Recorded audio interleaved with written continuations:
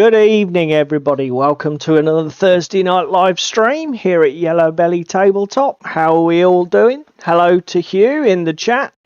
Hello to everybody catching up with us later on YouTube. So, now then, mate. Oh, not much time to chat before show this tonight. Bit frantic, No, eh? it's been a bit fucking mental. Oh, dear God. Well, I think I've checked everything's up and running. So, for the people at home, what are we going to be doing tonight? Well, the first thing, as usual, is we'll have a quick look at what we're going to be painting or hobbying on if we get chance during the stream. Then we're going to cover what we did on Monday night at various club activities in the game. And then we'll do a little bit of hobby and chat and shit. And then for the second part or later part tonight, we're going to cover a couple of things. First of all, 7TV, they're both UK Games Expo related. So we're still trolling that pit for all the goodness. I love the goodness. Actually, and there will be something else that I'll call out as well. But the two main things are 7TV were showing off their latest, Crooked Dice, who are the manufacturers, designers, whatever, were showing off their latest incarnation, if you like, of their 7TV miniatures game, which is a fantasy variant. David and I didn't get to have a hands-on play, but we've got a few pickies, and I've spent this morning watching a few YouTube videos, so I'm a bit more clued up on what's involved, etc. Well, again, that jam is more up your street. It's definitely. We'll get to that when we come to it, but yeah, it's definitely.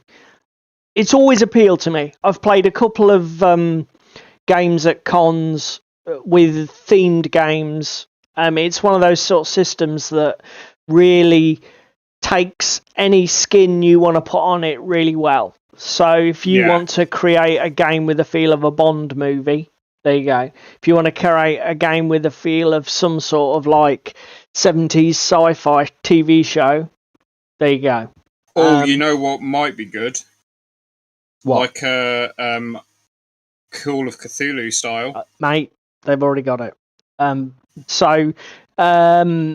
Then we'll also chat about a company called Ziterdes, which are a German company. And Gaugemaster, their UK distributor. That just escaped my mind. Thank you very much, David. So, Gaugemaster, who are the UK distributor. Hiya, Tim.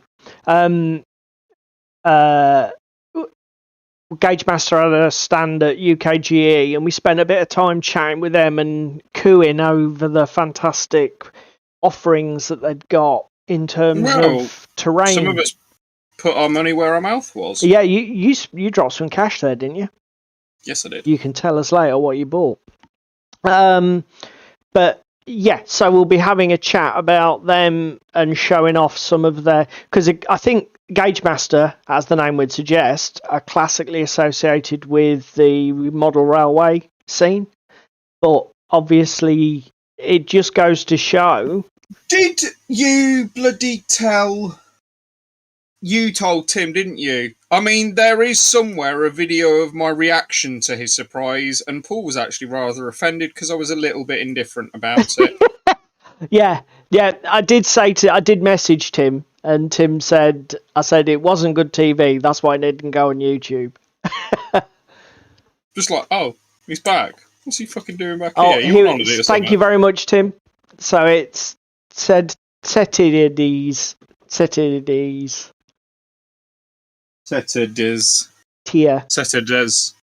Which one of us is closer, Tim? Ziterdes. Yeah, I'm not going to spend all night trying to do that, Tim. It's like some sort of weird, freakish dancing puppet. Isn't that most of the German language? At least how I find it, not being taught it at school. To be fair, I spend what, 4 or 5 years studying German. I don't think my accent's bad, but I'm not German. I mean, I could do a French accent, but that might get us taken down for racial stereotyping. Yeah, Tim's crucifying us. Both terrible. Great. Danke. Right. So that's what we've got going on. Now then, mate, what are you up to tonight? What's the plan? Oh, well. If we come... Hang on, let me hide things. Because there's things on my minicam that are for later. I need to get organised. I think you're going to want your minicam on, aren't you? Yes. You tell me when. Horror. Jesus Christ, your desk is a mess, mate. Yeah, well, I moved stuff, so... Tell you what, shall I go first, then you can clear up? No, it's fine. I work on a postage stamp. Go on. Right, okay. Here we go. So, we're 3, 2, 1, we're back in the room. Currently cleaning up reef stones for Armada that are 3D printed. So, they're like rocks in a water effect. So, cleaning the brims off them. There should be 5, there's only 4. Fucking brilliant. Oh, the 5th one's there. Then these I bought at UK Games Expo, but I can't remember the company that 3D printed them. Iron Hill. And everyone at home. Foundry? Iron Gate Scenery? Iron. I knew it had iron in the title. And some of you at the back may be asking, well, David, you have a 3D printer. Why didn't you go and find the STLs? Well, these were here, and I bought all of these. So 2 sets, basically 3 women, 3 men. And I think it cost me £6. And it's like, I'm not going to bother going and finding the STL. I might as well just get what I want. Evening, Laura. So we're getting them cleaned up and ready. Evening. And then, once I've had a bit of a clean up, we're going to move on to the elephant in the room, Infinity. If you get... So basically you're just cleaning those items up ready for paint later, yeah? Yes, and then the other thing that I have to show off to the boys and girls at home that I did over the weekend. Where's my box that's got my bolt action in? He said the bolt action word. Don't get too aroused. To be fair, I was looking at my stuff earlier. Fuck it, you're an American, you'll do. I need to get onto my... Let me just cut the sprue off the bottom so he'll actually stand up.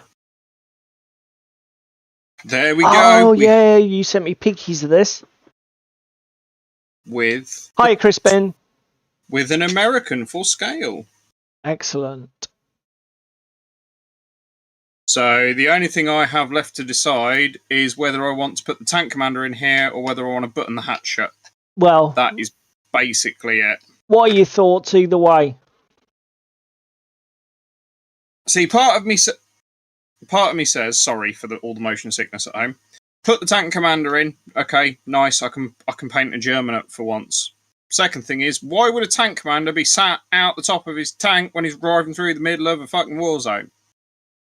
To be fair, you should have a quick look at some of the historical stuff. I remember seeing a guy about discussing, it was a British military, he was actually an ex-tank driver, and he was explaining about this Hollywood thing where you get people in and out of tanks, and he said it's very much an army specific thing, because obviously you trade vulnerability for visibility, and particularly in World War II, tank commanders were trained differently depending on their armies, and I can't remember the weeds, the detail of it, but he did say it was a very specific thing.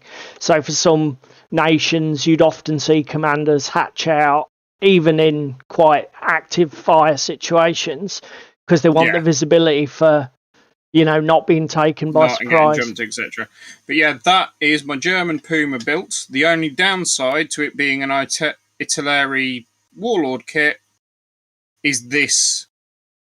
Yeah. Who, in their right mind, went, let's make the suspension arms and the suspension levers and all these bits separate, and then they can glue it together like a jigsaw puzzle. because it was an absolute prick. Why did you buy a German vehicle out of interest? Because it was what was on offer in the local model shop. Oh, I see. You just had an impulse purchase because it was cheap. It was a tenner. Okay, that's fair. For a German Puma. Germans are possibly going to be the second army that I collect. Okay. Action. Okay, so you're planning ahead. And also, third, if I make a little diorama piece up, how cool is it going to be having a load of British Airborne running towards a fucking Puma? Yeah, true. Yep. To take it out. So, that's Sweet. my thought process behind that. And then for those at the back, if it'll come out nicely. So there's the commander. That's the commander that you may put in or may not put in. Yeah. Answers on a postcard, people at home. Let me know your thoughts and opinions. Commander in, commander out. I mean, again, you can sort of, you can read too much into it. Just because the commander's out. It's like my Japanese guy. I put the commander out on that, on my Chiha. And it doesn't, it's a model. There are snapshot of model driving down road. Yeah. Yes, we're playing a battle on the tabletop, but it's just representative, isn't it? Anyway, mate. Yeah. So I'm done with my minicam. Excellent. Right. So what am I doing? I'm still on my Scape and Blood Bowl team. So essentially what I'm doing, these models have been 3/4 finished for forever and a day. And I'm getting them over the line. I've highlighted the purple. Screen? I've added an extra layer on the skin tone with the cork brown. And the current job, which is driving me to the edge of insanity, if I can show everybody on this model here.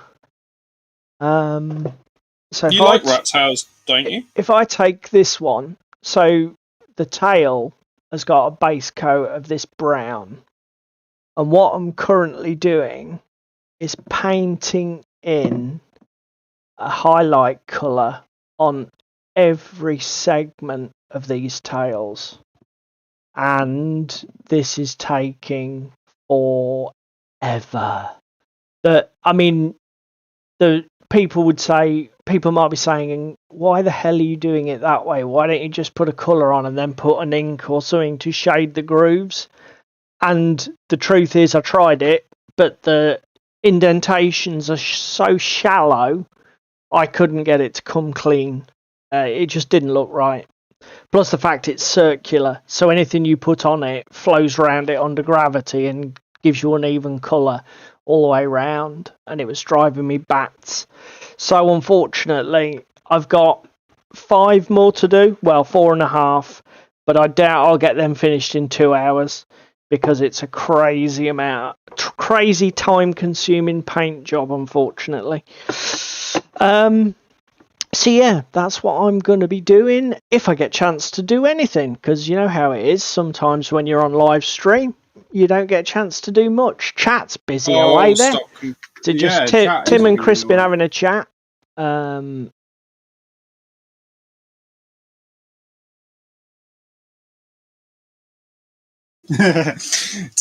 if you want to make it a diorama, put the commander on top so I can stare the bastards down.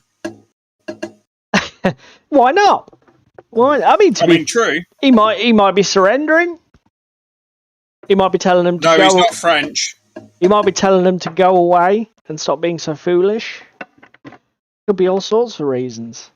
No. So Monday night then, mate. I'll go first, shall I? Club night. No, actually. Let's not have you go first. The reason being, you're going to be ages. I might not be. You're talking about Firefight. You fucking will be. My Monday night at club was showing Dan the full fat version of Infinity. Dan loved it. Dan won. We played same list as we did last time, so Hack versus Yu Jing. Turn 1 went very badly for the Yu Jing.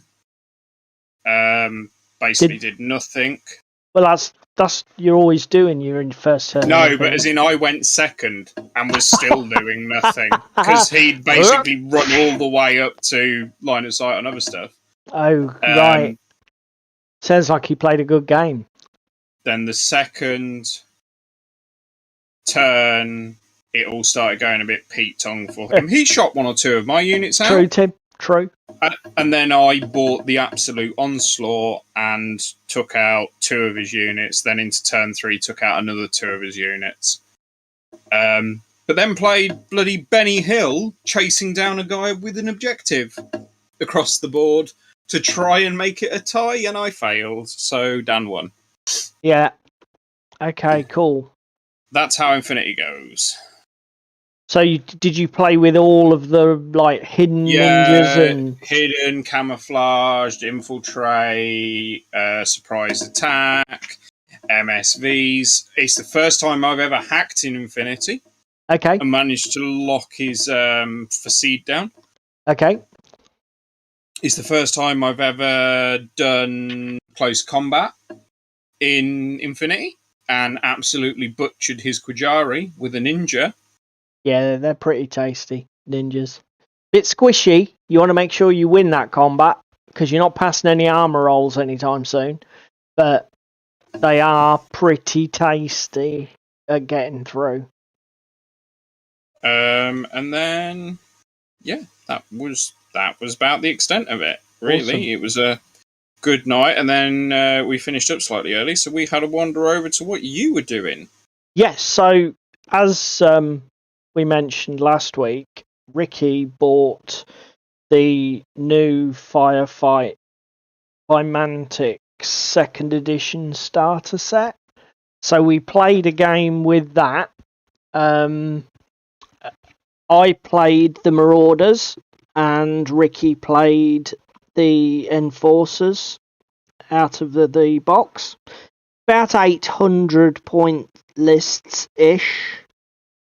Right, I'll be back in a second because I've just got to go do something. Okay, that's fine, mate. I enjoyed the game as I thought I would.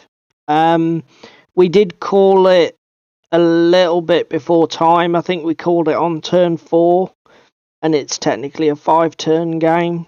But I was a significant amount of victory points ahead, and Ricky was going to struggle to pull it back, I think.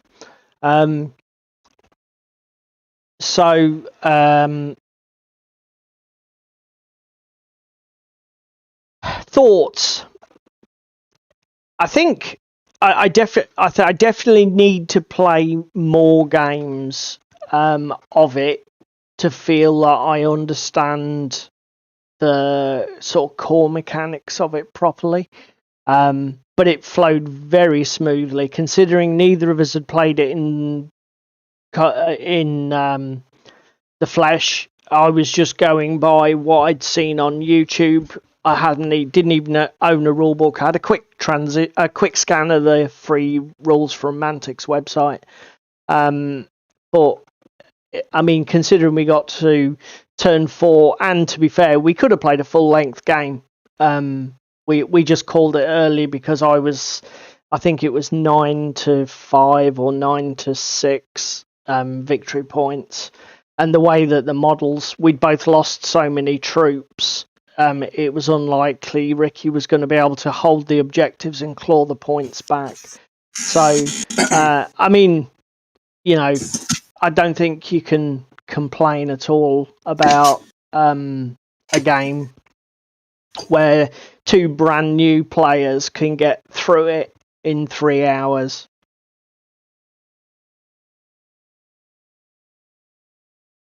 Oh, mate, that's depressing, Tim. Tim says in the chat that he's not played any games. He's only been playing computer games.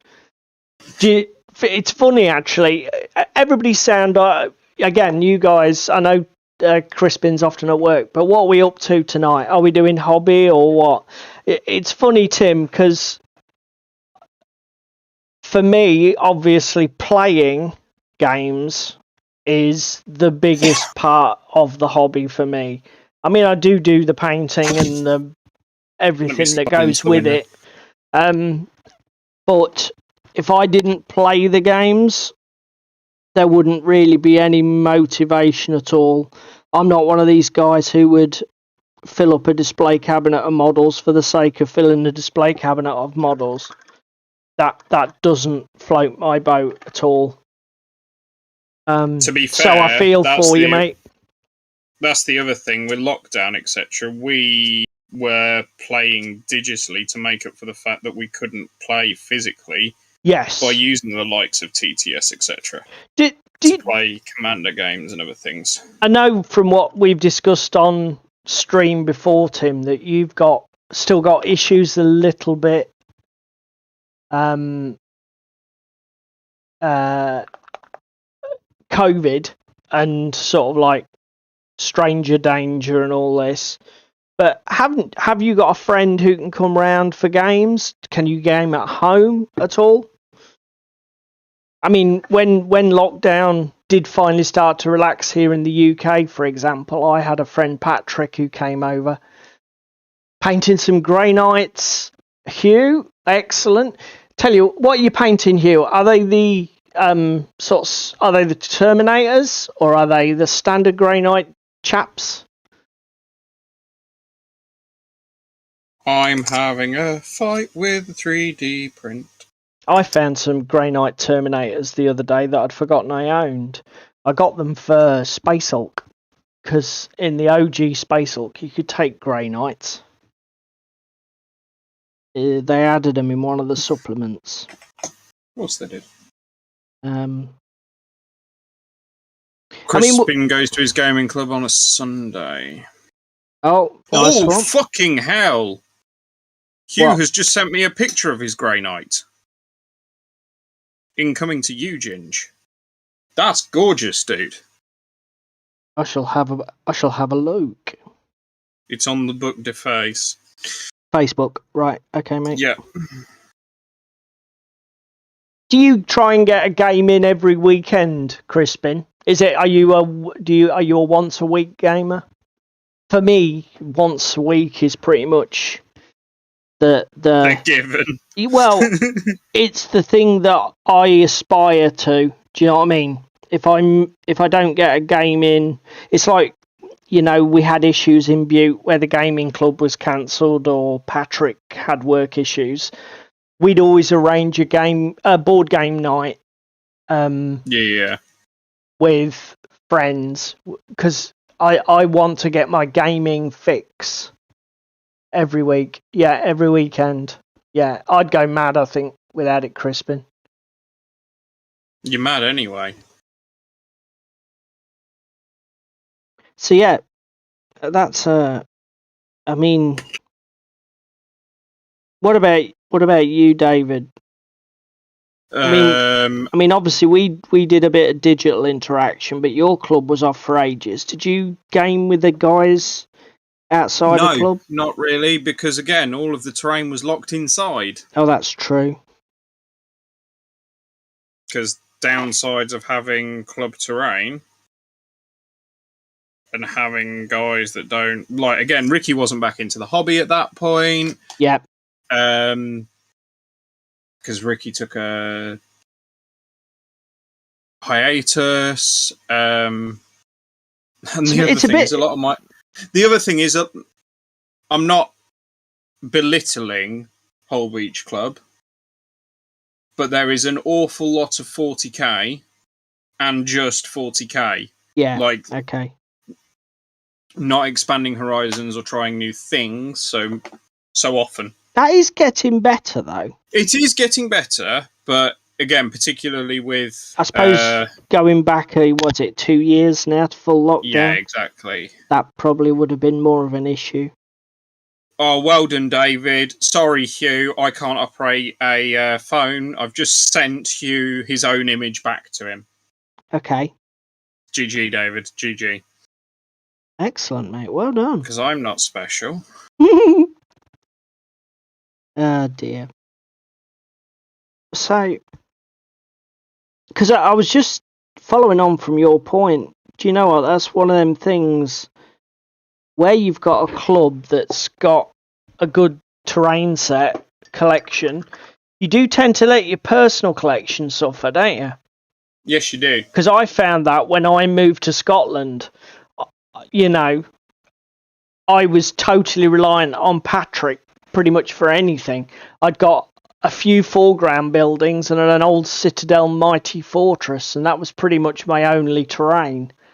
Everything else I'd been using for the club, from the club. Yeah, well, again, like the... Everything else What you got... the hell? Crispin's got a whole week.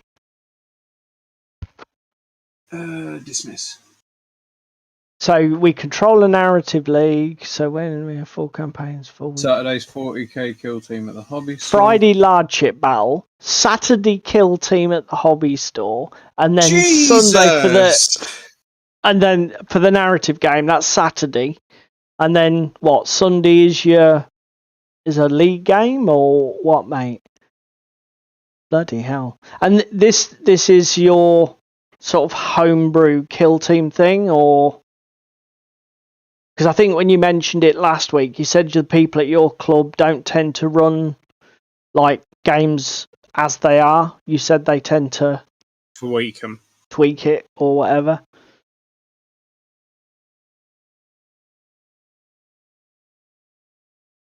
Anyway, Paul. Yes, mate. Would you like to go down to the minicam? I can do. That's so a thing that I can have a bit of a rant about FDM printing. Oh no! What's happened now? Well, I sent you a picture last night of that Whitewood Abbey fountain. Yes. Yeah, I came back to it like this. Oh. Completely missing the bit in the middle. Right. That it needs to be a fucking fountain because my printer decided to jam up. The rest of it, absolutely, relatively flawless. Not that bad. This bit, no, just fuck you, I'm not printing. Yep.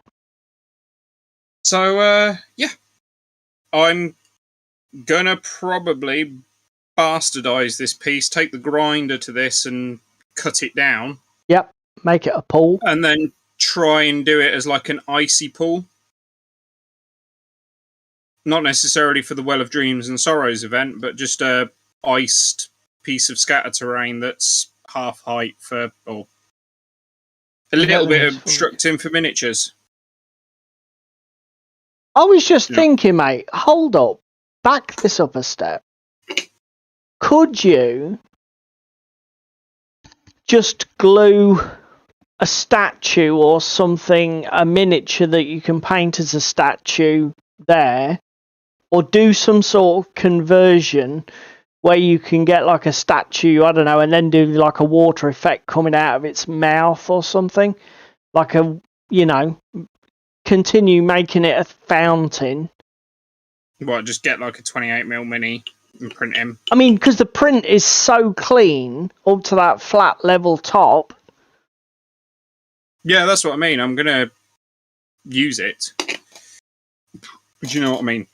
So I've got another one of these printing on tonight because I spent the entire evening from when I came home at work at 4 o'clock until basically just before stream stripping my entire printer. Creality didn't send me bits and pieces that I needed to upgrade my extruder arms, so I bought that a year ago, so I can't even complain at Creality. Wonderful.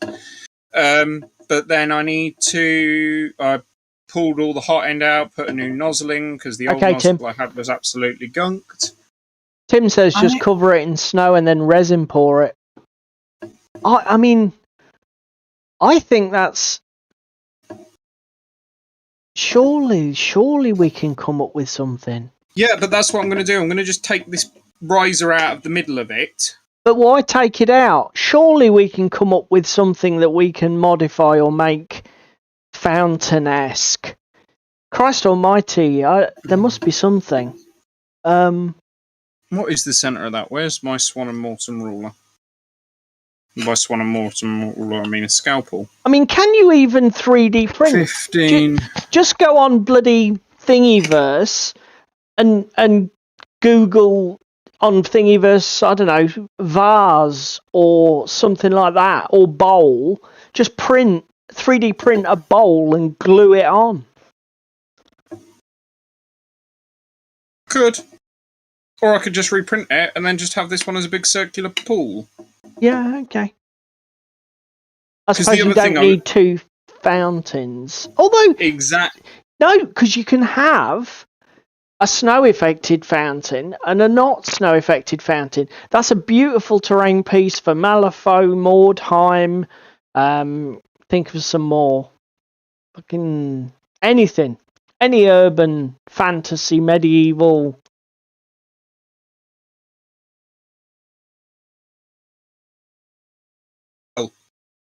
You can happily inherit it if you would like. Do it. I've got my other one on the printer. Oh, you've already gone for reprint. Yeah, don't grind it out or mess with it.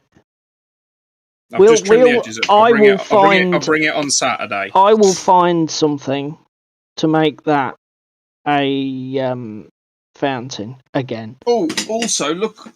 I'm going to have to move the camera out for this a bit because I don't have a lot of room. Look what I found lurking near my 3D printer. Okay. Yep. The lower floor of my Winterdale Tavern glued all together and fillered, so I just need to scrape the filler off now. Mine is at that stage on the kitchen table now, waiting for the second story to be glued on. In fact, actually, are you done? Yeah, I'm done. Are you going down to your minicam? Well, I'm not going to go into my minicam because these pieces are far too bloody large to go on my minicam. Although I could do, couldn't I? Let's see if we can adjust the lighting. Do you guys own a Proxon? What's a Proxon, Crispin? It's a hot wire cutter. A brand of hot wire cutter. Oh, I personally don't own one, Crispin. I've never been one for scratch building terrain. I'll be honest. The other thing is, why would you scratch build out of foam when there is far more harder wearing alternatives, particularly for transport and club environments and bits and pieces like that? Because it's light. Who gives a fuck about weight? A lot of people, mate. Right. Let's see if I can dig some of this out. So... Yeah, Hugh, that purple on that picture, if you want it brighter, leave them until I'm over next weekend. And I will bring some purples with me for you to try, sir. And then you can knock yourself out with Vallejo purples. No, that's not going to work. These pieces of terrain are far too large. So, ages ago, David printed me some...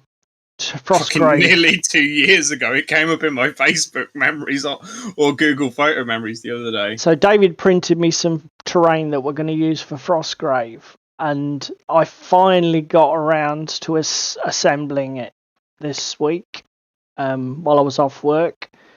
So as you can see, some of the pieces are fairly substantial. Where did you get these from, mate?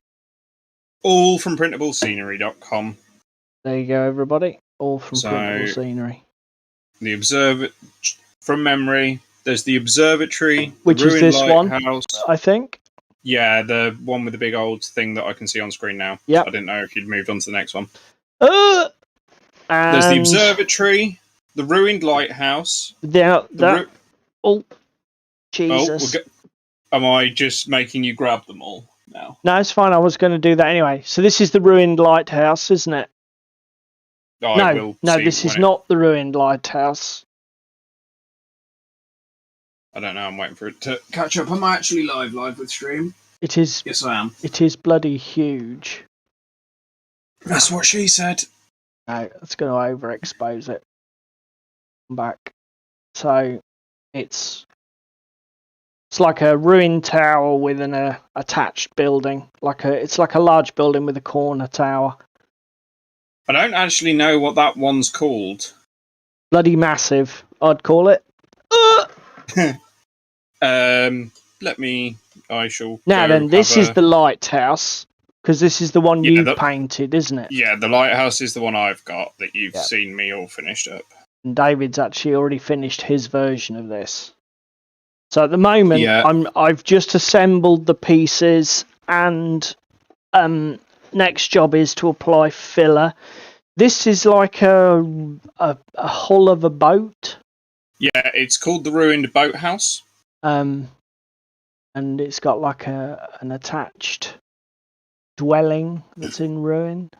But as you can see here, look, you got a ship's hull along the back, or half of one, with portholes. In the unruined version of that goes across the entire roof.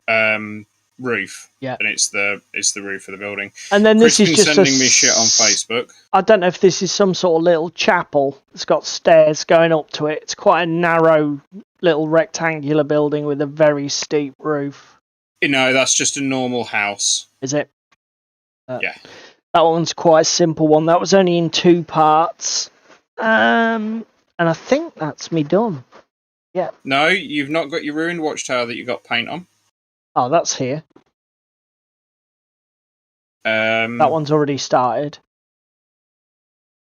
That one I started months ago, just as a sort of like see how it came out, because I've never painted 3D printed stuff before, so I wanted to see how it was for layer lines and things, and I was pleasantly surprised. Didn't look it. I was expecting them to look way worse than they did. So yeah, I've been busy with that lot this week. Well, I think it was the ruined governor's mansion. Was the one? Is that one we didn't know the answer for? Was it 3 stories, mate? I'd call it 2 stories proper, and then there's a tower top that's like a level area. Oh, I know what it is. It's the ruined sorcerer's tower. Okay.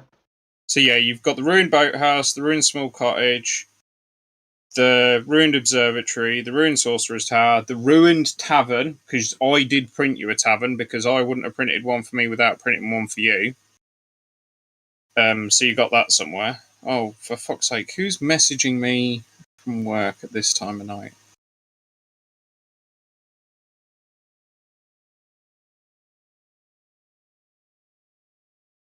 Cool. Yeah, I mean, that's the main reason for using foam, isn't it? Weight.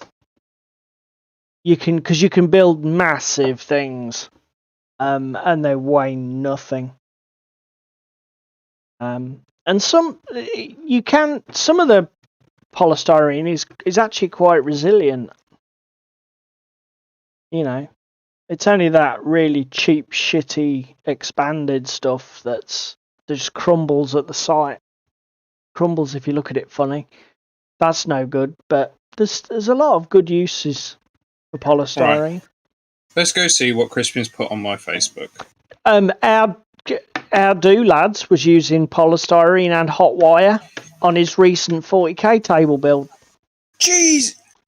What, Luke? Yeah. Old guys! Yeah, he was building a 40k table as a commission, and the guy wanted him to use a load of printed resin buildings from some company. Hell, Crispin. And the resin stuff was insanely heavy, so he had to save weight elsewhere. So he went back to polystyrene. See you later, Tim. Fucking hell, Crispin. The size of that gun is ridiculous. Just having a quick look at your Marines, Hugh. They're fucking amazing, mate. Really nice. That guy with the twin swords is very cool. He just wants the purple to be a bit brighter, he said to me. What, on the swords or on both? I mean, just the best way to... I mean, I just mixed pink in with my purple, and it takes it As long as you don't go mad, it lightens it nicely for a highlight. Gives you quite a subtle look. If you haven't got a huge variety of paints. Right. Fucking hell, it's already 20 to 9. These guns are resin prints from a Warlord Titan. Yeah, I thought they were from a Warlord Titan based on their... Oh, I just fucked up, did I? Why? Where did my Video Ninja tab go? Oh. Yeah, I'm not getting it. So... It's died. I got to try. No, I was special and I went to printable scenery to try and find shit for you, and then closed the fucking thing and was like, no, that won't work. Well, we're not using it. But we are about to use it. I'll check out Crispin stuff later because I can't. Insta's on my phone, and my phone is currently video ninjaing. It's a ninja. Come on, camera, wake up.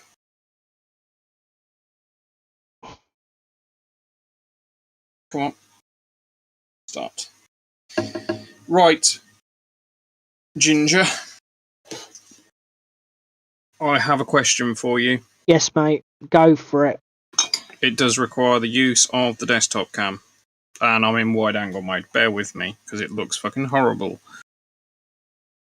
Try that Tell you one. what, you've got some snazzy features on your phone. It does look very weird in wide angle view. I will give you that. That is why my phone was like 600 quid though. That's a bit rich for my pocket, mate. Bit rich for me. Well, I paid for it monthly. You see, saying I've just had a thought. You see, you're saying like 40k at club. We've both given light to that. You were doing Infinity. I was doing Firefight. Yes, but point still stands of they were with ourselves or other people. Right, so hang on. I'm waiting for it to focus. There we go, focus. For fuck's sake. I hate Skaven. Can you imagine painting like 200 fantasy Skaven? Yes, I can, and you don't highlight all the fucking tails. But the thing is, there's such a strong feature of the model. You can't even ignore them. Bloody things. He's going to have 8 of those when he's done, 4 for the centre. Right, you're on. Oh, I smacked my camera because I'm an orangutan. Purchased 3D prints. Yes. Purchased pillars from Ziterdes, which we'll discuss more in a minute. Oh, I should. My orangutan ass didn't realise. Yeah, you have a slight problemetsky there, don't you? Yes. Now, do I attempt to even trim this down? Like sand or cut this down here? Yeah, that resin is quite hard but brittle, isn't it? Yeah, because looking from the top down, that would then basically be the perfect size for that platform. You would be pretty close to bang on. And certainly the overhang would be way less pronounced.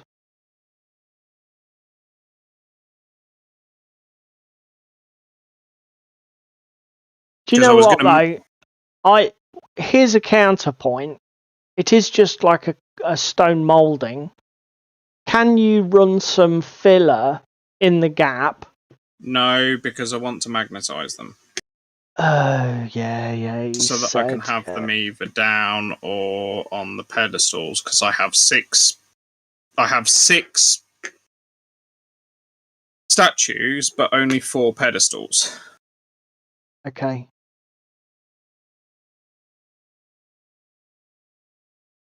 So you're gonna have to cut it down then, mate. Right, Razorsaw it is then. what are you doing? Are you cutting it horizontally? Mm-hmm. Are you ever going to get that flat and not at an angle? But what I have here is the blessing of material, and I'm going to show the ladies and gentlemen at home something I made earlier. And by earlier, I mean made at university. If you buy yourself a piece of acrylic paint, and then stick some sandpaper to it, you have a flat sanding pad, because that's how I do all my bases, hence it absolutely being full of resin dust. Okay. Yeah, that's fine. But so I have a solution to the problem. Just, again, a cautionary tale. What if they're like different thicknesses? Because obviously you'll never sand them to exactly the same thickness by eye, will you? No. Will it bug you? No. Okay then, go ahead. Lead on, Macduff. I can't be triggered when I'm bodging. That's fair. Seems a bit insane to be triggered by your own bodging. Again, if I'd have paid more attention at the show, I'd have probably bought the larger pedestals. Okay, but I bought these one day and bought the other bits the next day, didn't I? So I ended up with a situation where I'd left the statues back in the hotel room and the plinths elsewhere. Yeah, it was unfortunate. That was. I'm just going to grab this moment before we've got 15 minutes before we get into stuff. Right, let me see if I can find my razor saw without killing myself. I apologise to everybody at home if we get some audio lag and some nonsense.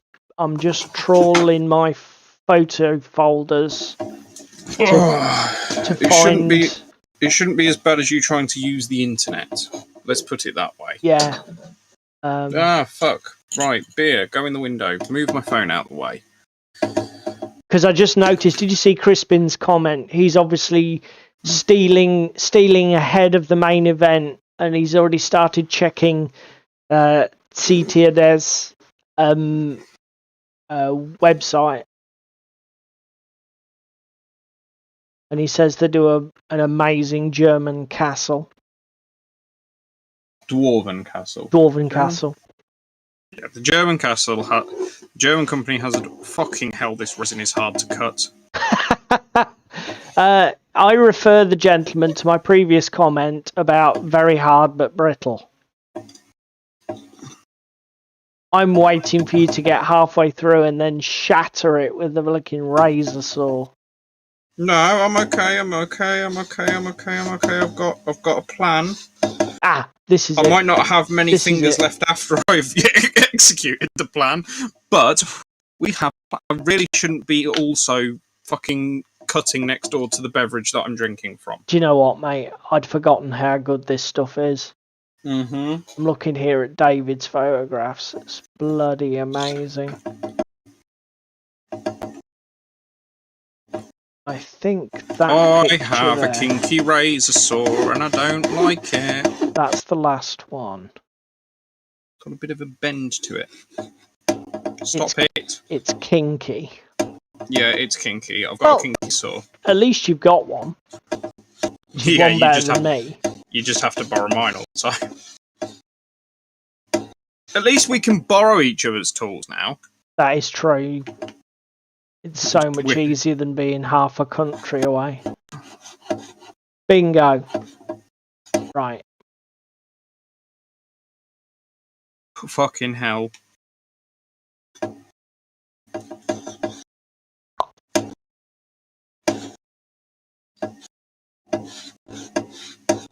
What are you up to anyway, Laura? Are you just lurking or...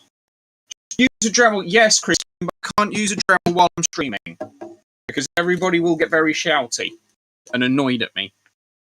So we've got to go for hand tools.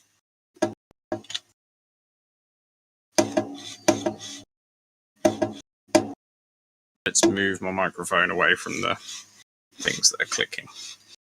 Yeah, that could get slightly annoying for the viewers. So that's a so it's quite cool that you get a full gaming weekend every weekend, Crispin. Very enviable position to be in. To be fair, though, Yes, sir. To be fair, what? Laura's just messaged me and said, "Don't call me out on the fact that she's just sat here lurking." And now he's just betrayed your messaging.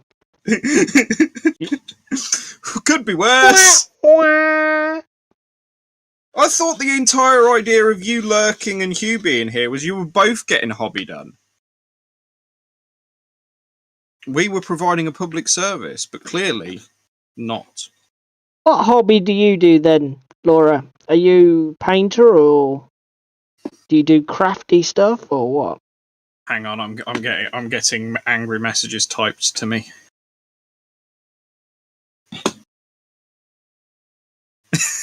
She doesn't lurk. Okay, my bad.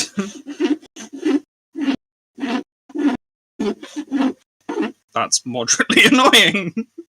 She doesn't lurk, says the person private messaging the person on screen and not using the chat. Just saying. Just calling that out. Yeah, but then Hugh's just as bad, because Hugh's sending pigs. That is fair. What's Fem Crispin?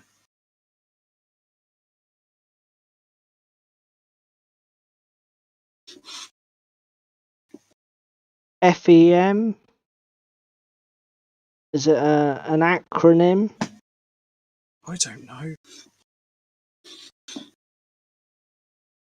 These are nearly as bad as when I had to take the fucking razor saw to my Armada minis. Because Mantic don't believe in sensible size sprues for resin. That was funny. Fucking drain pipe coming out the bottom of a fucking boat. I like that bit. Hugh's just shouted at me in chat, can't send pictures here. Okay.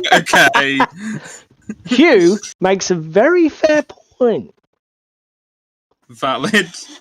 If you're watching YouTube, opportunity missed.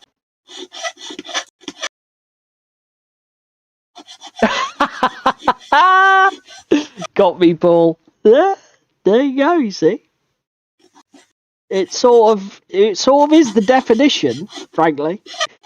Cool, so you're a scrapbooker. Mate, that is so irritating.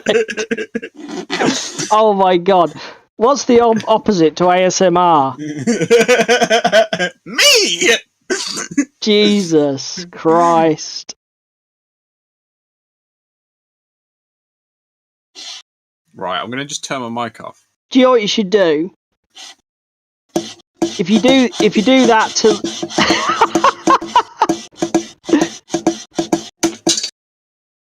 Did you think you've turned your mic off? Yes, I did. No, you haven't.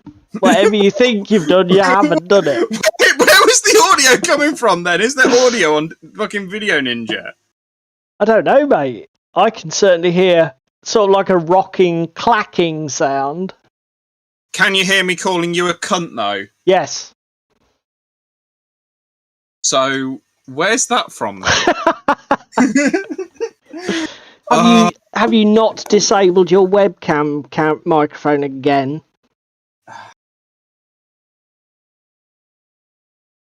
Hang on. Do you know what you should do? Shut up. You should razor saw all those things off, then get a Dremel to grind them down. Then you can just irritate us with noise literally all night. You've gone quiet, so I'm assuming you've solved your problem.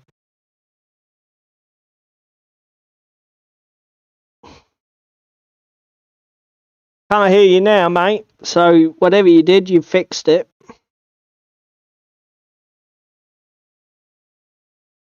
Well, when I say fixed, you've obviously broken your audio. Let's hope that was the intent. Hear me now? Yes, we can. 3, 2, 1, you're back in the room. Cupboardy is a real word. Cupboardy. No, I've just managed to get the first base off. Okay. And it's not actually gone too terribly. I've got a little bit of brittle breakage at the end. Oh, of course, where you get to the last couple of mil Yeah. and it disintegrates rather than cuts. Yes. Bummer. But with a file, I've just removed it. Is it level? So, level-ish. Hang on. If we go down to my minicam. Hang on.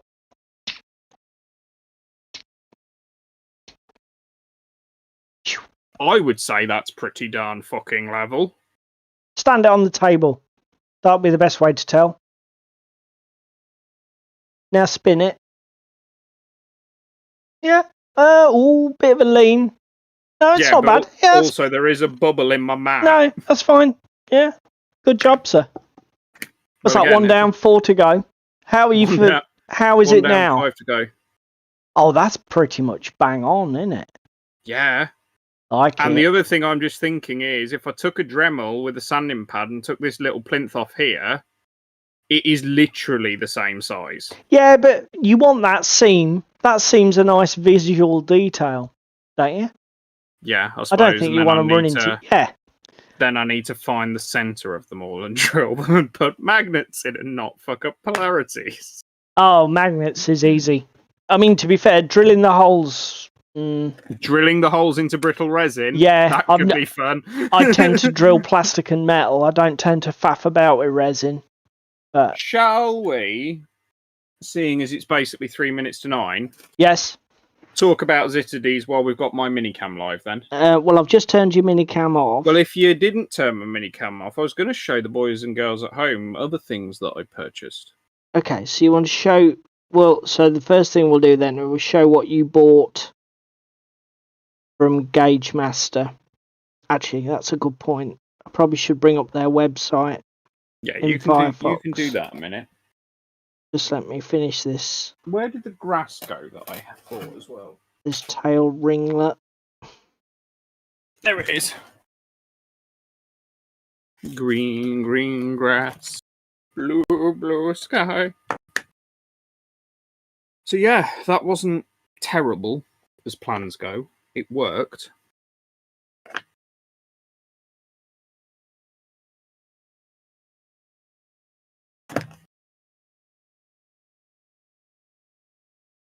Right.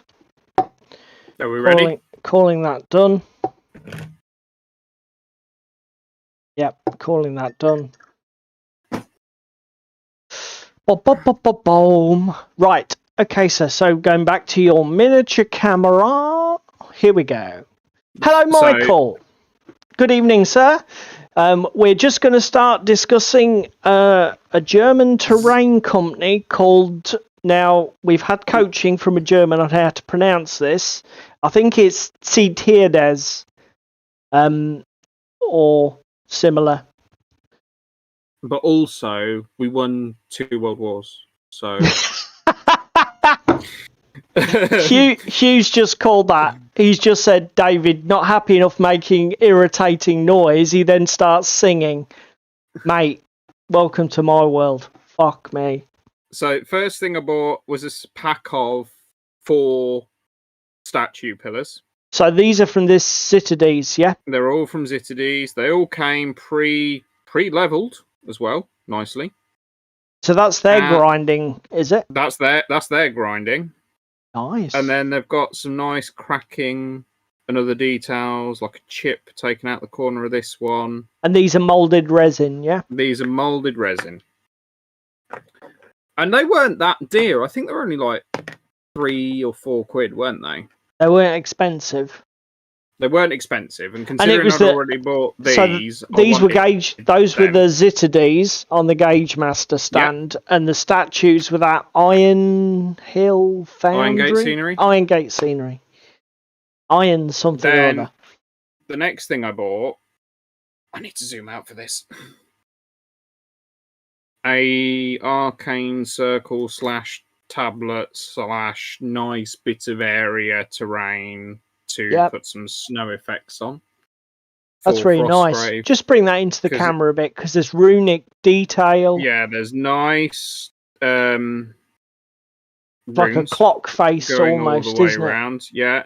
And what's that? Intertwined snakes or a dragon? Yeah, the serpent eating its own tail. Oh, that's a Viking thing, isn't it? Orboros. Yeah, with a load of knotwork as well, and then a different texture, almost water-esque, around it. Cool. Very nice. That How much was that? Do you remember? I think this was about £8. Okay, it's reasonable. It's a big piece of resin, and again, pre-leveled. That's going to look. That looks like that's going to paint up a dream. Just some dry brushing and washes.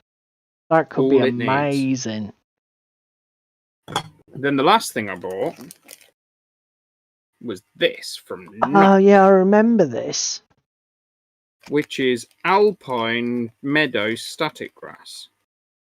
And it's got cork chippings in there, static grass, and then like little bits of herb to look like flowers. And that was like £3 for a 20-gram bag, which is gonna last me absolutely ages. Did you buy that for a particular project? Have you got something in mind? Because I know you haven't opened it yet. Is probably going on the basis of my Lizardmen army. Cool. Yeah, when I nice. get round to it. Because then it's from the plains rather than the jungles. Yeah. Is my thoughts. While we've got a break, Michael, ping in the chat what you're up to tonight if you're hobbying, sir. Everybody else hasn't. It's always nice to know what everybody's up to while they're here wasting some time with us. Have I just ruined the view? It's all gone a bit sideways, mate. That's better. No, I thought I was off, so... No, but you can be now. Right. So, let's have a look at some pictures from the Gaugemaster stand, because it did look very nice. It was very beautiful. I've got the wrong... Ziterdes selector.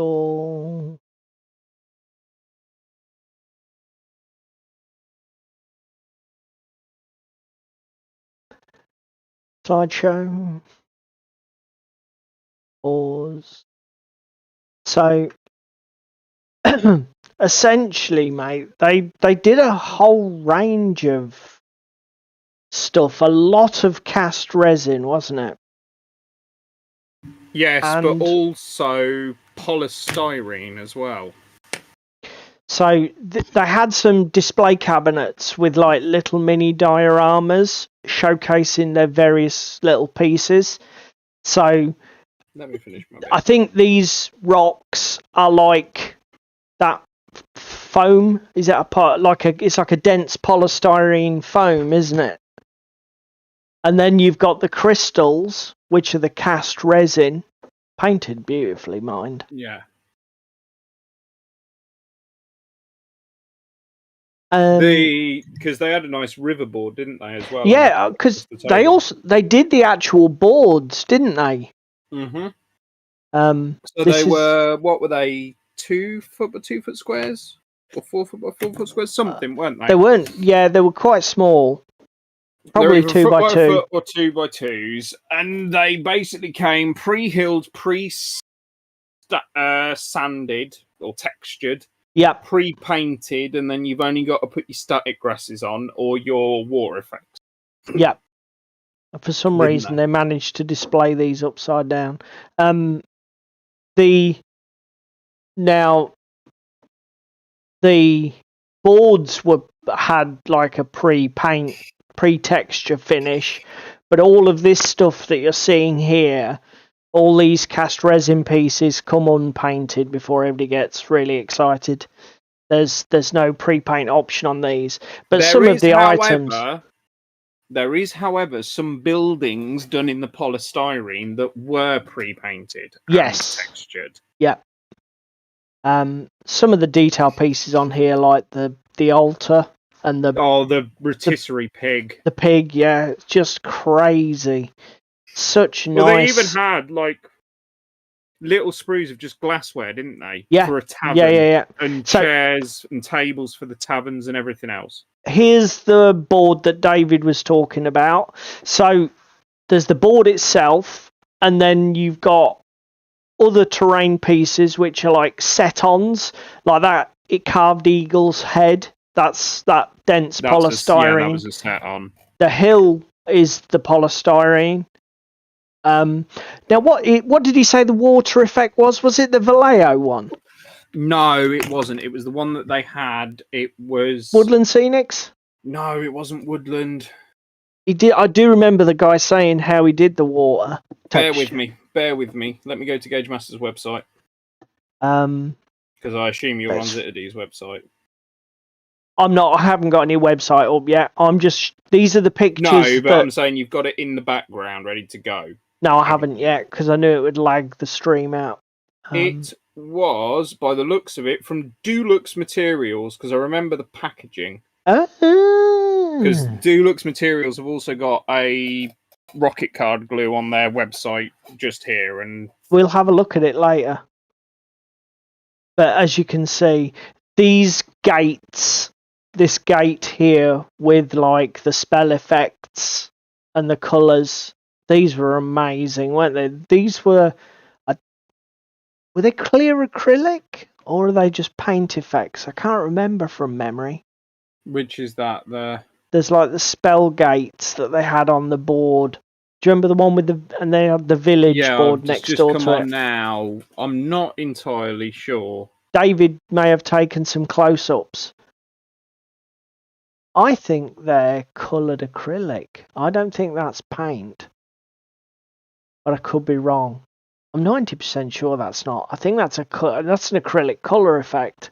Either that or they've just used like an ink or a wash, like a contrast paint over a clear acrylic. They might have done that. But these pieces are amazing. Oh, Gaugemaster don't have any stock of it at the moment. They currently have, 2 Fala water effects on their website.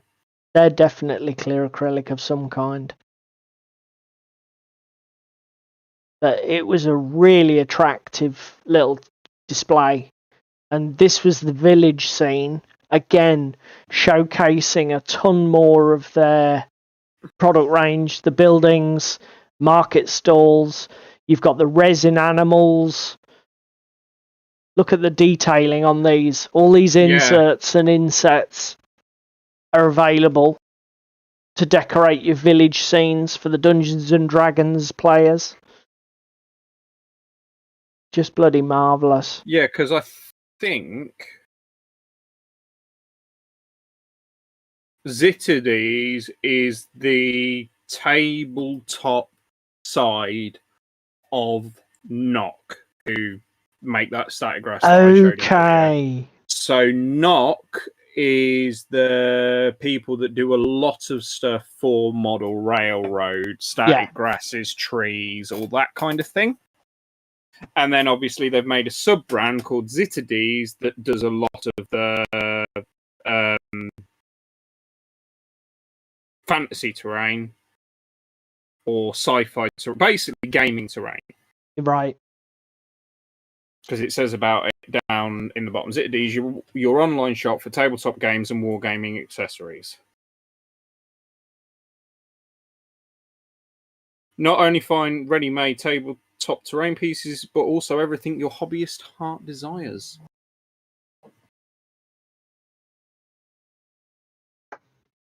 Just going on their website now. I'm literally just going to their new products and seeing what they've got. Oh my god. Okay, wow. Let's see. Right. We can clear that. Go back to here. We'll go hide that. Show this. They're even doing miniatures as well now. So this is the Gaugemaster website. Because bearing in mind for our international viewers, Gaugemaster is a UK company, isn't it, mate? Yes, it is. So I'm not sure what the availability of this stuff is across the pond, to be fair. 600 odd products, mate, they've got. What, for Ziterdes on Gaugemaster? Yep. Unfortunately, quite a lot of them don't appear to have photos. Go to the Ziterdes website, everything's got...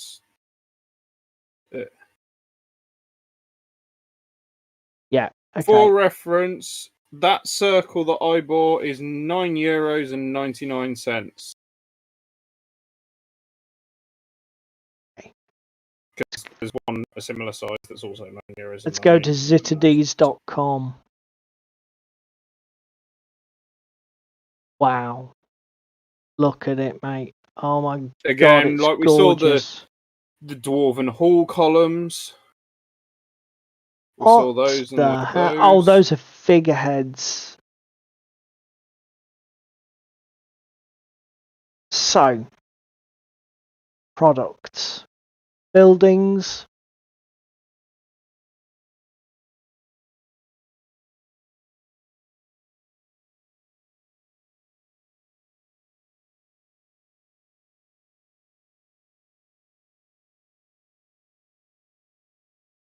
My god, they do a ready-made Hobbit house. What is this sorcery? €48. Look at that. Hard foam. Because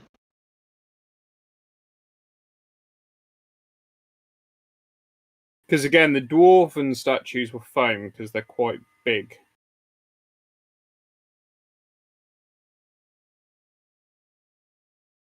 So I'm assuming... Yeah, so basically this is the finished article, but they... Oh, sorry, let's see my bad.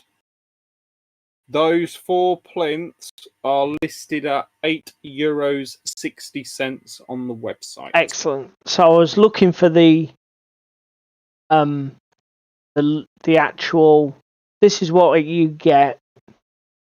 And obviously all the detail work is little resin insets. I'm not sure if they come as part of the kit or whether you have to buy them separately. If I'm honest.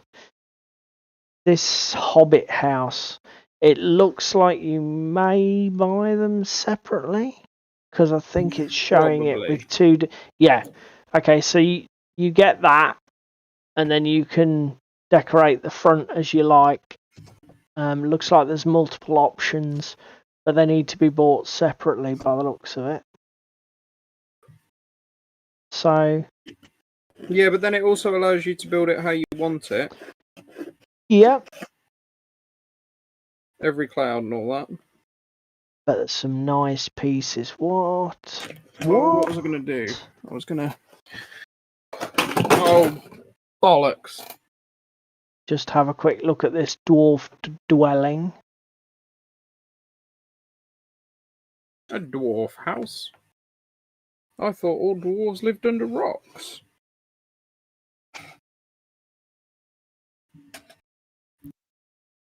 Unfortunately, I want the shot of it. Don't tell me it comes like that.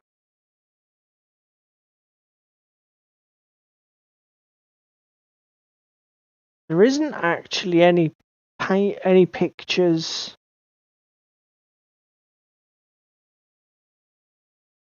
of... That's just some YouTube video. There isn't actually any pictures of the unfinished structure here. What, the Dwarven house? No. I'm disappointed in their website. I like it these. Quite do it justice, does it? Well, no, it's not that. It's all very well to upsell your products, unless you do literally buy it like this. It can't be though. Surely. What's that? Surely this is not the finished article. Should I go have a look? Because that seems insanely good.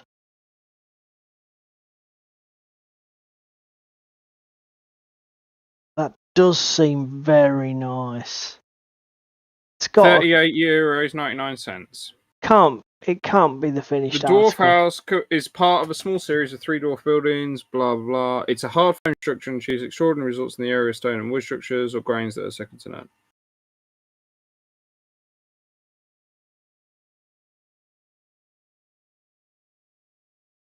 One dwarf dwelling in hard foam, unpainted and without embellishment details. Yeah, okay, that's fine. That's what I would have expected. But I would like a photo of the actual raw piece.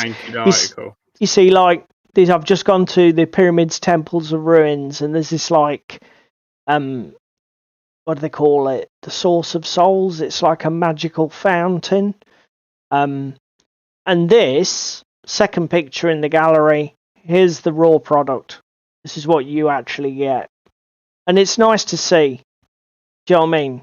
I like that honesty. Yeah, here's where you can go with it, but here's where you are when you get it. And you know, but there's some pretty exotic paint effects on this pond and this pool for this fountain. But you know, I think it's nice to show customers the real deal. Well, the other nice thing about them, it's a one-stop shop. I mean, this is just the building section. What have we got here? We've got figures and creatures, terrain accessories, statues to water. What the hell?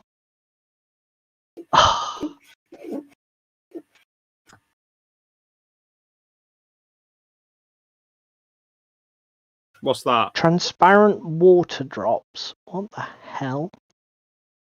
What exotica is this? I know what it is. It's the precast things like the glass bottles, probably on a sprue for you to do water droplets and effects with, isn't it?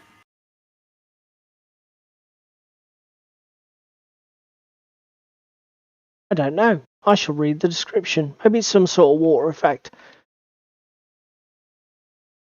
Processing.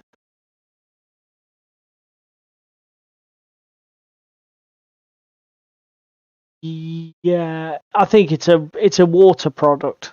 I think it's a water product. Reading that blurb and looking at the pictures, they're showing how you get all sorts of effects. So it's probably a resin pouring. Reading that, so there's rocks. Yeah. Alberg for $29.49. 3 pieces between 10 by 8 by 7 centimeters to 14 by 9 by 7 centimeters. Right. And they are described as hand colored. Okay. I'm looking at their trees. Yes, because we did and ah about buying some trees, didn't we? So it looks like they do separate foliage products. They have snow and ice stuff. I noticed the snow and ice category. Starter set of snowflakes, snow paste, ice crystals, icicles 30mm, winter set, full snow glue. The icicles look amazing. The forests look okay. Tabletop wargaming tables. That's weird. Why? Oh, I know why. That's a clever way of doing that, actually. Yeah, no, they're tiles that we spoke about earlier. Yep. are 2x2s, Yes. 60x60. Yeah. For example, there's one here, MGT Siesta River with Ford. So it's got the river precast into it, some rocks and the Ford precast it into it, and a little bit of static grass by the looks of it. And it is $31.99, unflocked for you to do what you want with it. Or exactly the same price, you can have it fully flocked with static grass. Okay. Depending on if you want how you want your table. So you're looking at, for a 4x4, what are they, €32 each. So you're looking at 30, 60, 90, 120, 128 just for a board. Which isn't the cheapest. Not really. That's for just your bare board. I mean, mostly you and I do mats, don't we? And Yes. what you're looking at, 80 quid max for a 4x4 mat? And that's probably printed with a custom Double-sided, texture. yeah. And on neoprene. Isn't it? Yeah. Yeah. But I mean, I'll be honest. I'm a mats convert. I don't see me going back to modular boards anytime soon. But I think the most interesting stuff is the little terrain pieces. yeah, like the little statues and everything else, because they're an all right price for just. It's just a data. huge range. I mean, I'm looking here in the dungeon section now, and you've got all sorts of different exotic statues. They've got torches, 5 pieces for wall mounting. Big columns. Lovely little detail there. Fountain with a dragon and a lion head. And something that's as fiddly as hell to make yourself. Again, even the 6 crumbled dwarf ruin pillars to throw down as scatter in a dungeon. Yeah. For 16 quid is not bad. There's your statue bases. Very nice. Very nice.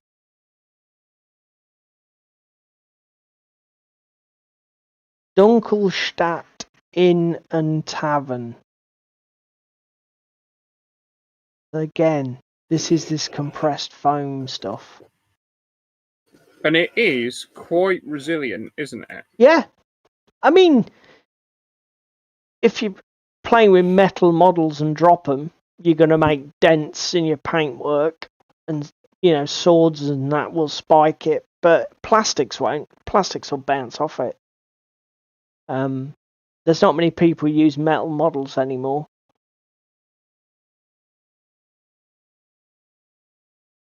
And I think, again, there's no modelling to do. There's no sculpting to do. You literally just paint it, and mostly it'll be like flat colours and dry brushing, won't it? You can airbrush a base tone and then just dry brush it. Because that's the other thing. This foam does have a lovely texture for dry brushing. It does. Yeah. And all of it would take it pretty darn fucking well as well. Yeah. It's a really good product. I was looking here. I noticed that they do boats and ships. Yes. Oh my god. What have you just seen? Have you seen the big elven dragon-headed boat or something else? No. Obviously you're on a bit of a lag. I'll bring it up on screen and I'll just say Ghost Archipelago. Oh god.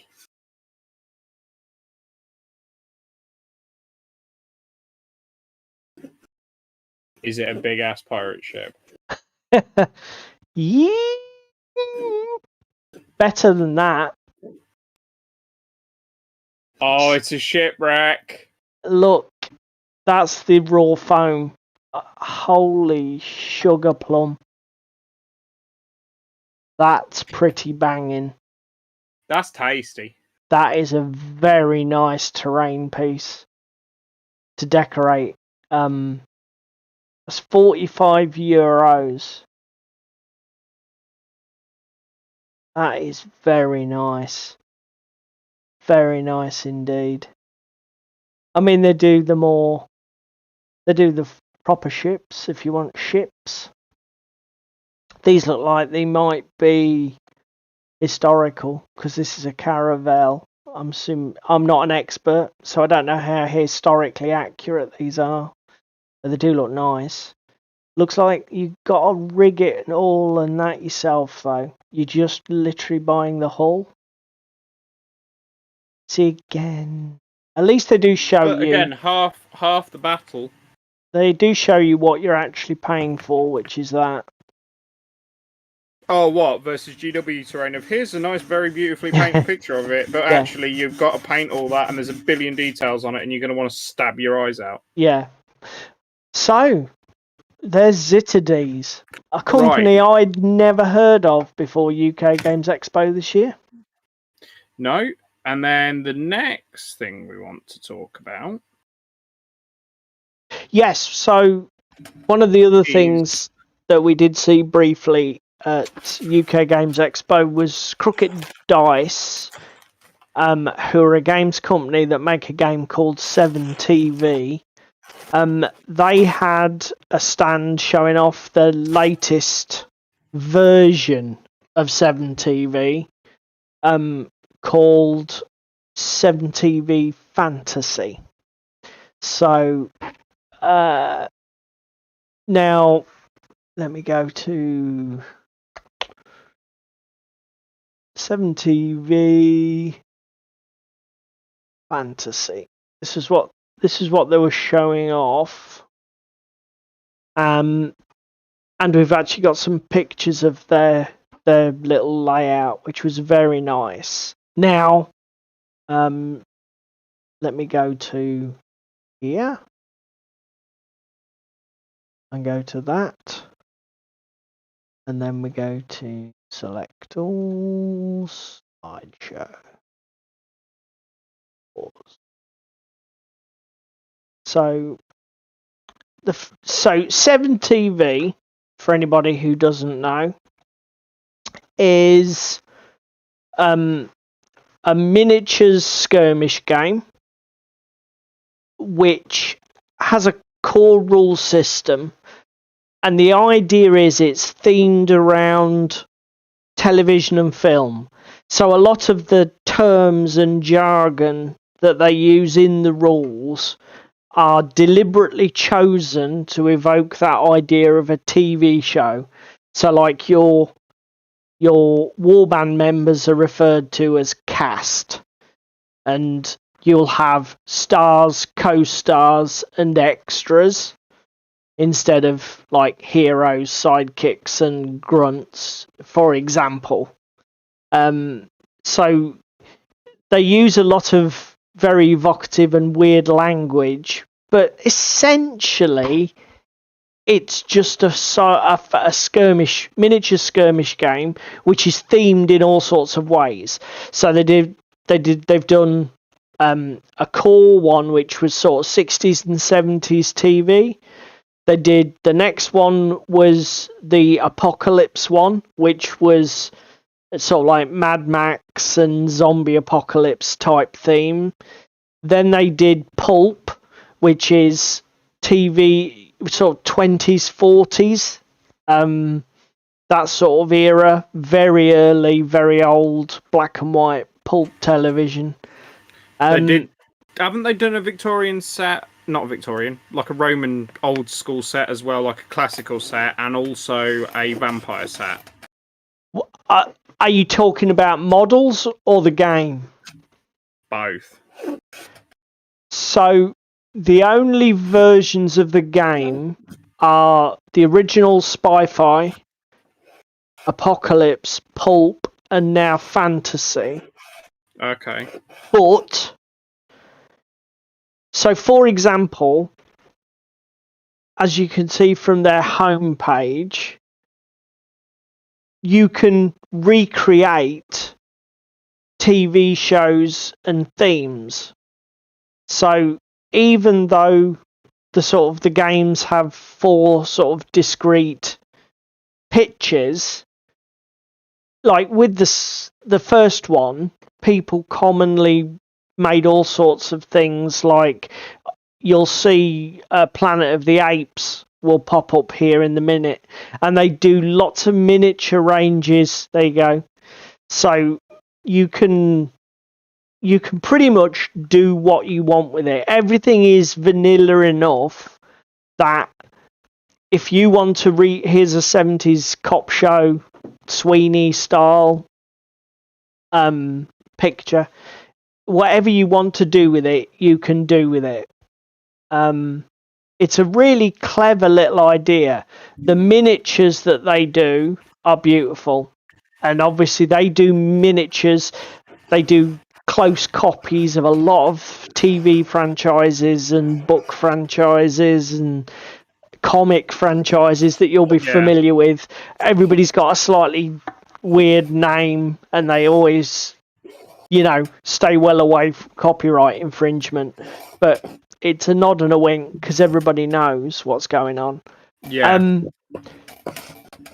Each of the core games has something just a little bit different. So it's not the same product, just reskinned over and over again. So for example, Age of Fantasy, 7TV Fantasy has magic rules. And obviously there is no magic rules in any of the others. Yeah. There are some supernatural style rules for Pulp. In the other, but it's not wizards and spells. It's more ghosts and that sort of thing. Cthulhu-esque. Apocalypse contains the most detailed rules for vehicles. So that's a sort of like a unique aspect for that version. And also, each of the versions, as far as I can tell from what I've seen online, does a slightly different thing with the game structure. So to go into detail a bit more about fantasy, which is what I was researching earlier today, the game is effectively broken down into 3 acts or 3 stages, which they call the first part of every turn is called the trilogy phase, because obviously all of these fantasy movies are always in trilogies, hence the nod. And you have, you have 6 cards. You can see them color coded here for each of the phases of the game, and each player draws 1 at the start of each of their turns. So effectively, if you play the whole game through, it's 18 turns in total, or 9 turns per player, if the game doesn't end prematurely, which it can do for various mission-based reasons or whatever. And you'll find if you play Pulp or one of the other variants, this is one of the things that they will very much mix up. So each of the games comes at this 3-act structure slightly differently. But inside the box, you get your core rules. You get a ton of gorgeous tokens and templates. These ones are all MDF for this set, I believe, the fantasy one. But they've done acrylic in the past, and sort of like resin pieces. They've done cardboard. They do all sorts of weird and wonderful plastics. They do all sorts of things. This one, it's MDF, I believe, from what I've seen. Each of your characters is represented by a card. There's some great videos online. And all the cards have similar formats across all of the versions. The dice mechanic is quite basic. It's D6 based. And the way it works is you have like a core stat, you roll a D6 and add your stat, you can then choose to roll secondary dice, but you don't add those dice as such. All that happens is if any of your secondary dice that you roll score a 4+, it increases your total by 1. So it's sort of a mixture of dice pool versus computed total. It's quite an odd little hybrid mechanic. It sounds odd because obviously I didn't get a chance to see it play. I know you've played some before. Yeah, I played the Spy-Fi variant where we did it was a beautifully constructed demo table where we were doing like a James Bond plot where we had to foil the supervillain. But the game is very granular. I mean, you've maybe got 6 to 10 miniatures per side, and your characters have 3 levels: the star, co-star, and extra. You generate activation points, then you use them. Each model has 2 actions. It is a very granular little game. You get lots of statuses that you can gain. It's not a mass combat game by any stretch, but it looks absolutely fantastic, and it's made my mind up. I need to get it. I don't know currently which version I'm going to buy, because obviously they all have something just that little bit different. I would say don't get fantasy. Do you know what? I probably wouldn't. Because it's similar to Frostgrave and other games that we already have. It's not that. It's just that it's the one variant where it doesn't allow me to play. Well, yeah, you've just said it. It doesn't allow me to play anything I'm not already playing. So I already have a ton of games where I can play zombies and skeletons and wizards and blah, blah. What I don't have is a game where I can easily play the Sweeney or Starsky and Hutch. What would be really good? Doing the pulp set and like mafia. Yeah, gangsters in America. Yep, definitely. So as I say, I'm definitely gonna pick one of them up, but I don't know which one yet. The other thing I did see from a video I found online, I think there is a new version coming out called 7TV80s, which is again going to have a slightly different twist to it. That's fair enough. I mean, they do have quite a good USP, which is something we always harp on about here. I think it's quite odd because I was thinking about that earlier when I was watching the videos, and I think one of the reasons I've not got into the game thus far is that mechanically it doesn't really have a USP. Like, it plays very bland. Do you know what I mean? Like, you activate models, you can walk, run, shoot. You know, it does what all the games do, but there's nothing. It doesn't have the sophistication of, say, a game like a Malifaux, where every model in Malifaux does something completely different. There aren't, But counterpoint. Yep. You can play with anything, do anything. It's your mind that is the limiting factor here. Yeah.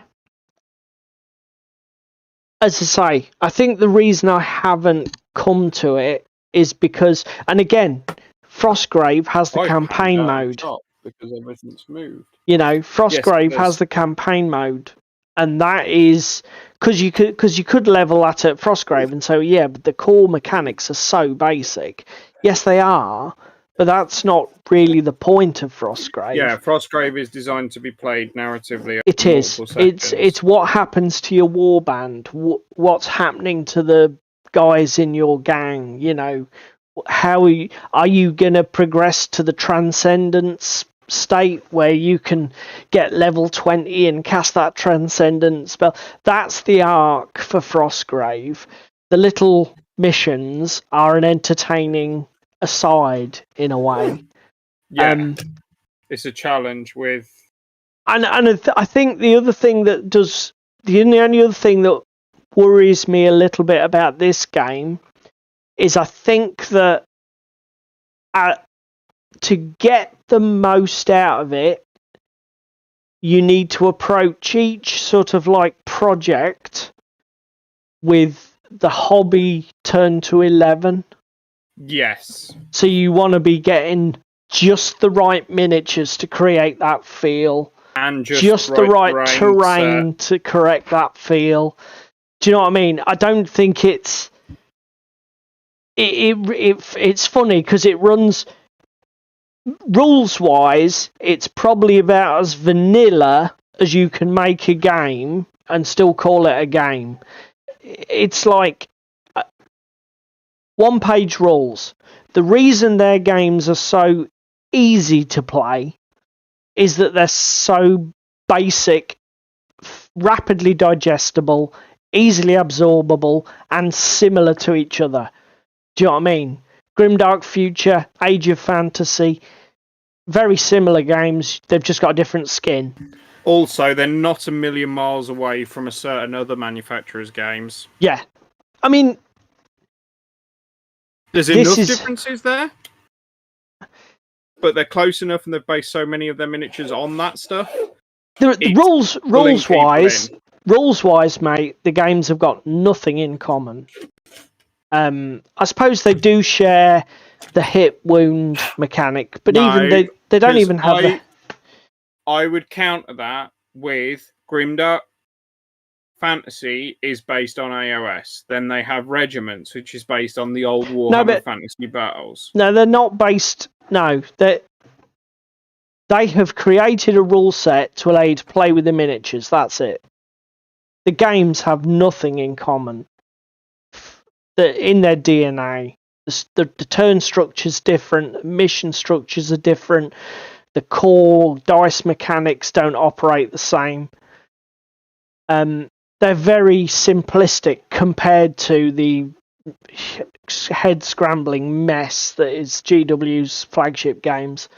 And this has the same issue where at its core is like a little two-stroke engine with nothing can go wrong with it. It's perfectly reliable. It'll run forever. But it is just what it is. It's not a 12. It's not a V12. Race tuned beast. It's just a nice little two-stroke that'll just get you there. But stuck onto that is one of the most theme-laden, immersive. Yeah. That side of the game is just incredible. But it does worry me that to get the most out of it, I have to invest so much into it. Do you know what I mean? Yeah. Because take Frostgrave as an example. I can literally take any models I want. I've played Frostgrave with Spare Burrows and Badgers models. Those Dungeons and Doggos from Steamforged. Yeah. Old GW Orcs. Slap 10 models down and go. With this, you start from the position of what are you trying to recreate? What sort of feeling are you trying to go for? Yeah. Do you want to make like a Robin Hood movie? Do you want to just You've make got it. fucking Game of Thrones? Do you want to make Lord of the Rings? Do you want to make anything along those lines? Yep. Get on with it. Here's your minis. We've got Bilbo. We've got Gandalf. We've got fucking everything else. And I think if you didn't do that with this game, you would miss out on what this game is trying to do. Do you know what I mean? Yeah. I think if you and I just took our Frostgrave warbands, tried to find some cards that matched them and just played it, I think we'd find it unrewarding. Yes. From what I've seen, and like certainly the game I played, if I hadn't have been immersed in the characters, the cards, the story, I wouldn't have enjoyed it. I don't think. Much. Yeah, no, that's a fair point to level at it. The other thing is, let's show everybody some pictures of their stuff that they had at UKGE. I know they had a while we're chatting display. Sorry, mate. They had a shit ton of stuff on display that was so varied as well. They had hundreds and hundreds of minis. Yeah, I mean, I don't think we got too many photographs of their miniatures cabinet. No, the other thing is, I don't know, is they had a miniatures cabinet. They had a lot of stuff for retail. Oh, I see, right. And a couple of miniatures in the cabinet, but they didn't have a massive cabinet like the Bushido set, etc. Gotcha. Here's the colour-printed MDF tokens that are out the fantasy set. I'm assuming the miniatures are theirs. So there's Robin Hood, look. And Little John. Just like you said, David, they're ahead of you. They've worked out what classic fantasy tropes. Who's that, do you think? Jaime Lannister? They've already thought Sheriff about of Nottingham? Could be. They've already thought about a lot of the classic tropes that you might want to play. And I'm sure they've got model ranges to go with it. But as I say, I do think it could be one of those games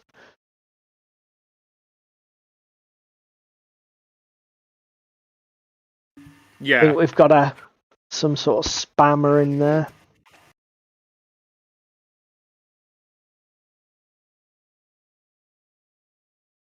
MD Hussein.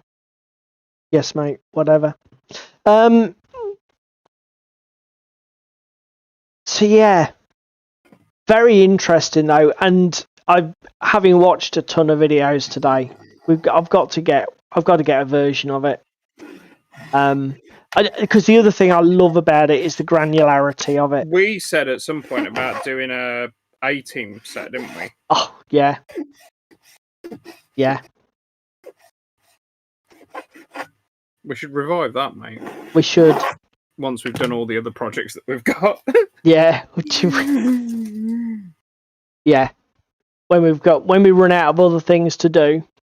I am currently, I don't know if that's going to come out particularly well, covered in dust. Oh, are you sanding now? No, I'm still hacking with a saw. Oh, God. I've got, to be fair though, it's gone pretty well. I've gone through 4. I've got 1 half done and 1 left to do. Which I don't think is too bad, because I've not been that annoying for everybody at home, I don't think. Tell me otherwise, Hugh.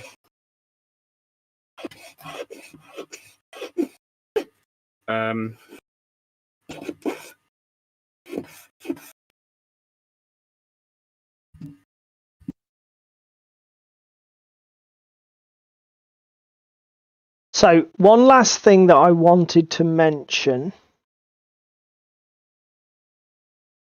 before we finish tonight. I'm just going to bring up their thing.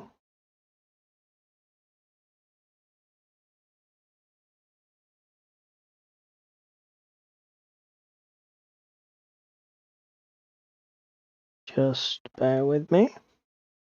I came in. Bear with me.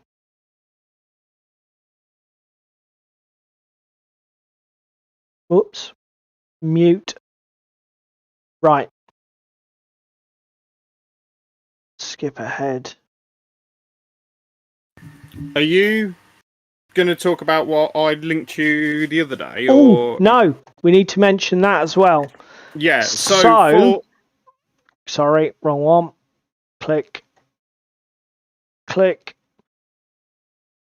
On Monday night, I believe Tuesday night rather, Modelling for Advantage do a live stream.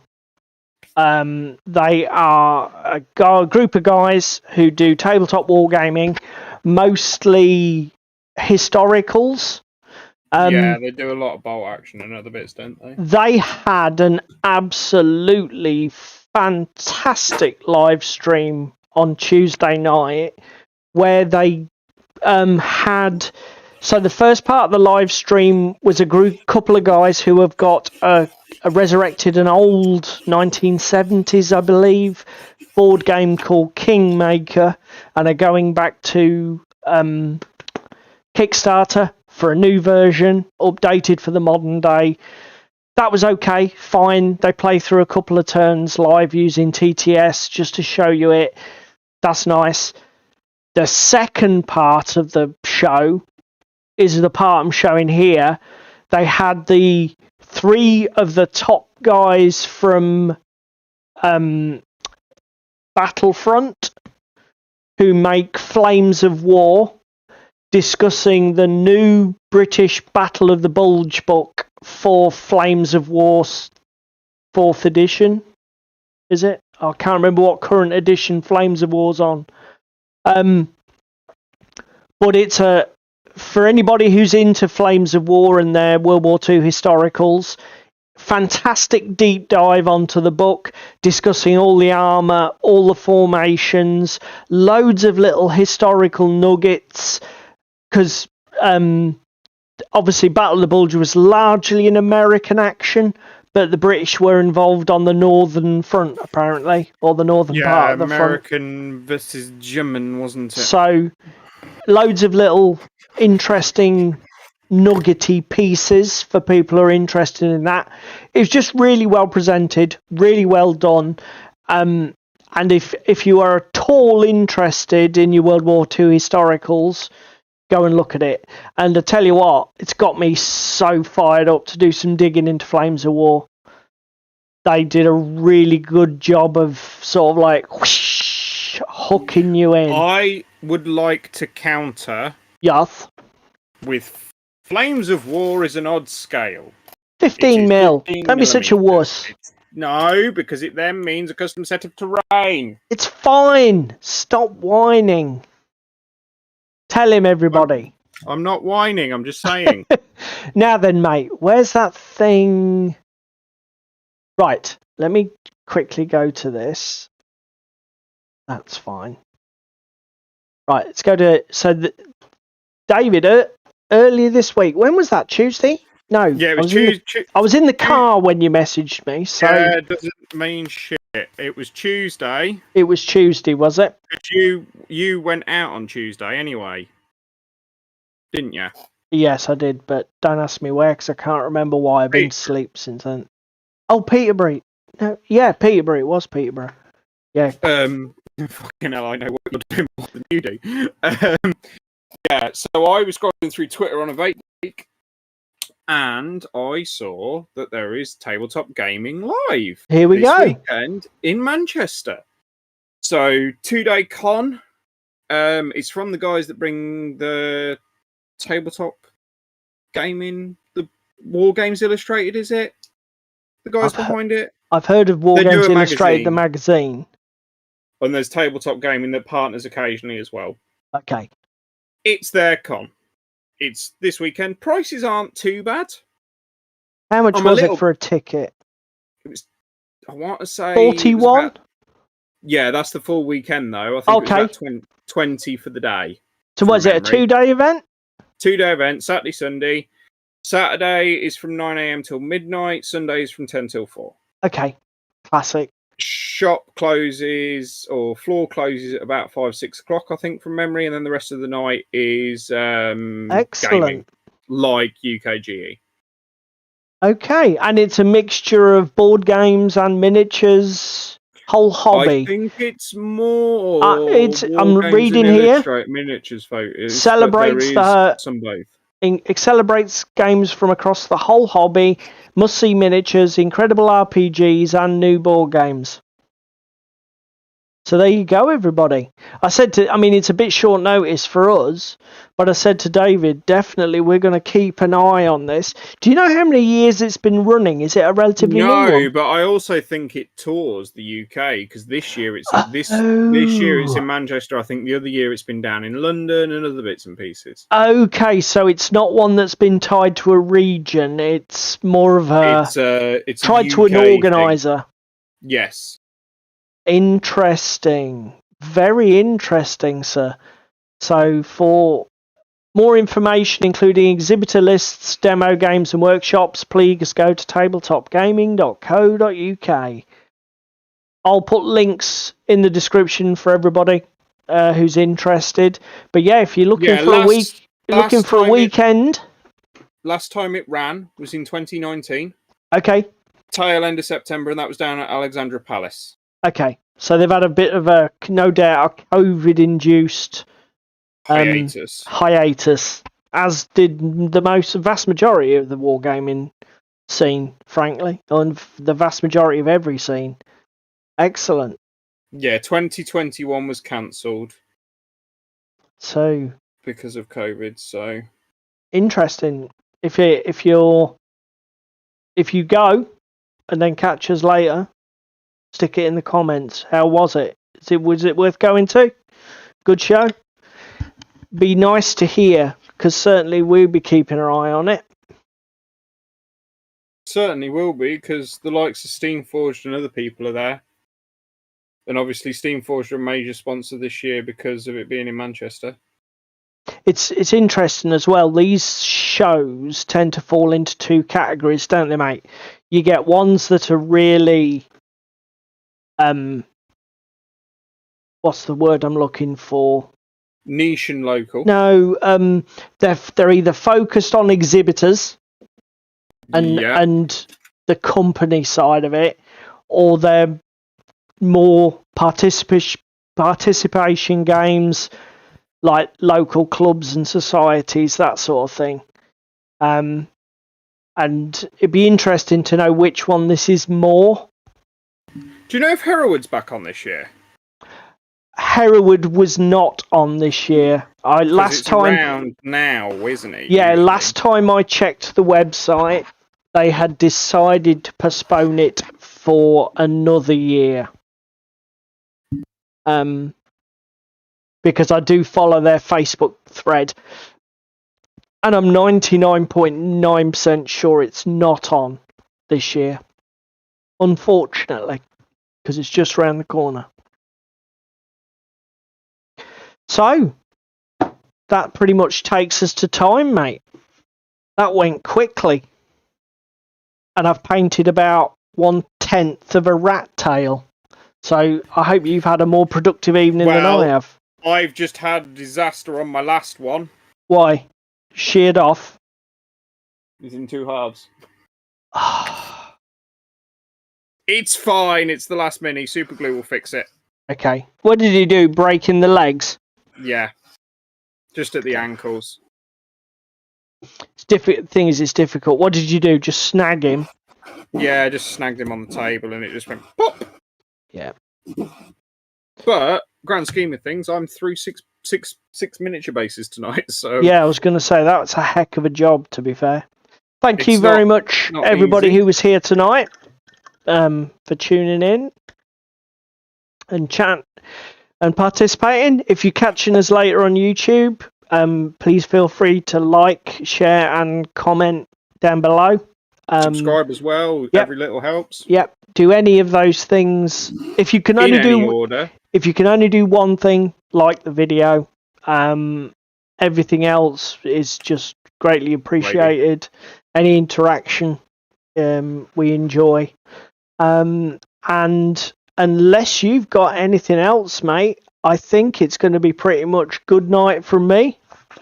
Yeah, I've got nothing else to say and input other than same time, same place next week. Definitely. See you later, guys.